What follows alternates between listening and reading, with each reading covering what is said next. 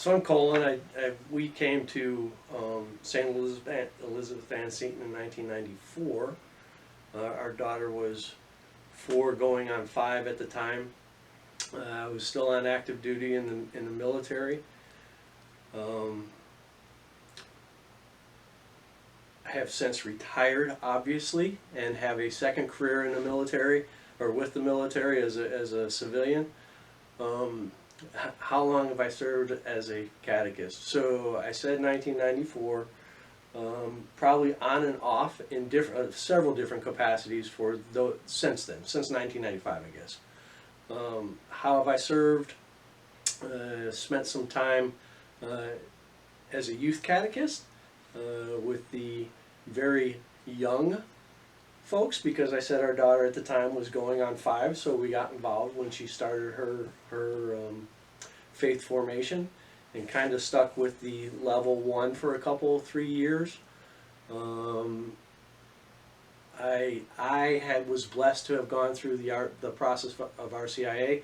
You know, while I say 1995, I wasn't Catholic, so my wife was really the catechist, and I was just there for muscle, if you will. I went through the process, came into the church at Easter 1998.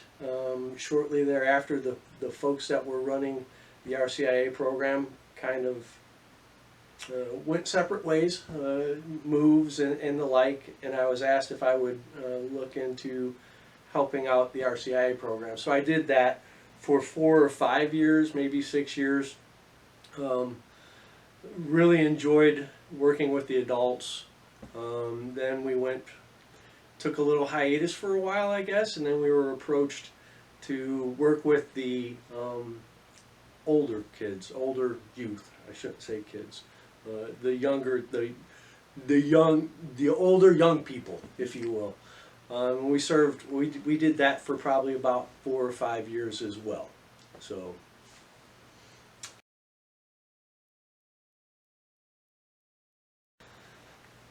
So again, we started working with the very young children, level 1,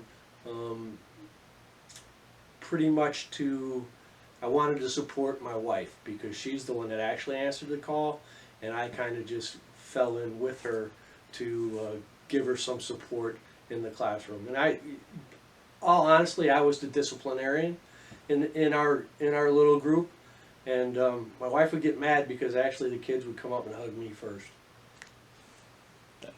And what about when you got back in with the high school group? So that was pretty amazing, because I had grown so much in my faith by that time. I was able to share a little bit more on an adult level with those young people.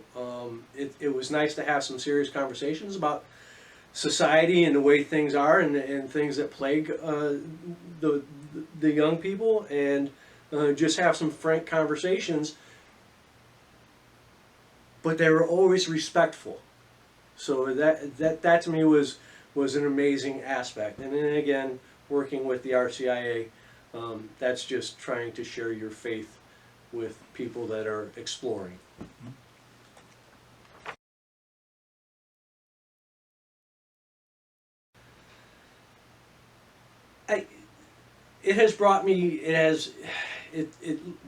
It literally has brought me closer to Christ. Just by being able to share what I believe with other people and seeing them grow in their faith, it's brought me closer to the Eucharist. I have an amazing admiration and respect and love of the Eucharist. I believe that through being a catechist, I get what the Eucharist is. It's not that symbol. It's not a sign. It is, through the Holy Spirit, the body and blood of Christ. So I think that probably has impacted me the most.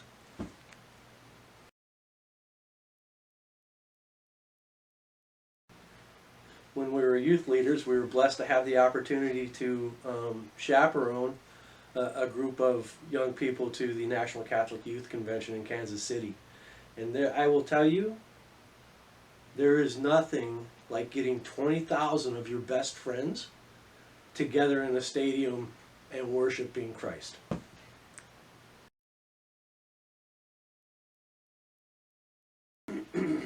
When I was working with RCIA, during certain events during the catechumens and their journey, we have the opportunity to lay hands on them and pray over them. I would say, as a catechist for RCIA, that was probably the best single moment, is when you get to lay hands on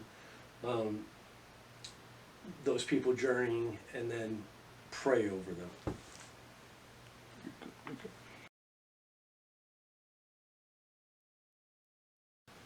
Probably my biggest fear starting out was really with RCIA, because I had just, I was a baby Catholic, and I knew enough to get myself in trouble, and I was going to be expected to pass my faith on to other adults looking to journey into the church, and that was kind of intimidating.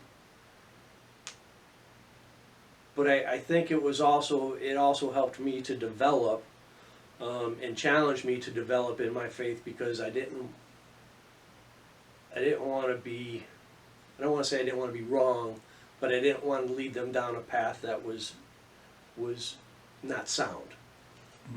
Well, how did you overcome it? Wow. So a little bit of preparation, a lot of prayer, and when you sound confident, they're going to believe you.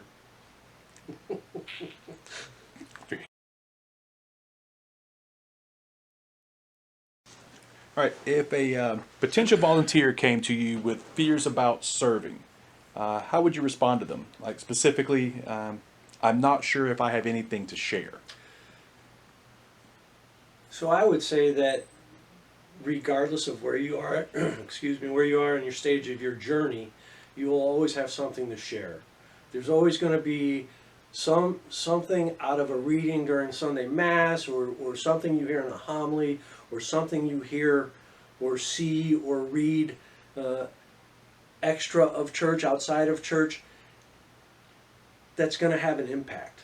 And it doesn't have to be church stuff. It could just be something that you've witnessed or you've seen, and you share that, and then you have a discussion on how that affects your faith life. Well, if someone says to you, I'm not that holy, I'm just a regular person, how do you respond to that? So I laugh at that, because I am not that holy.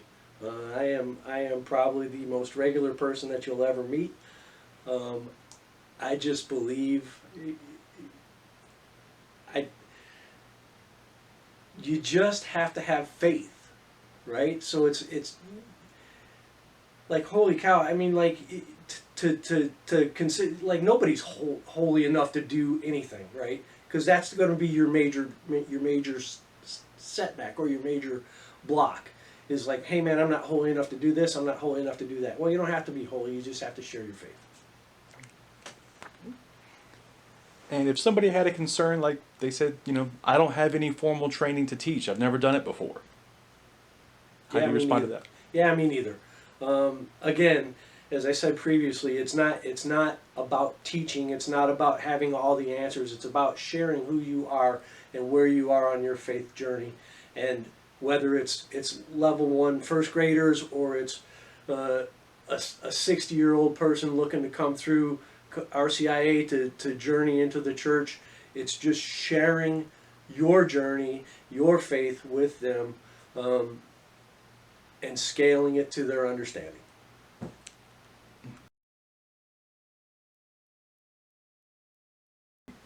Do it. Don't look back. You'll never regret it.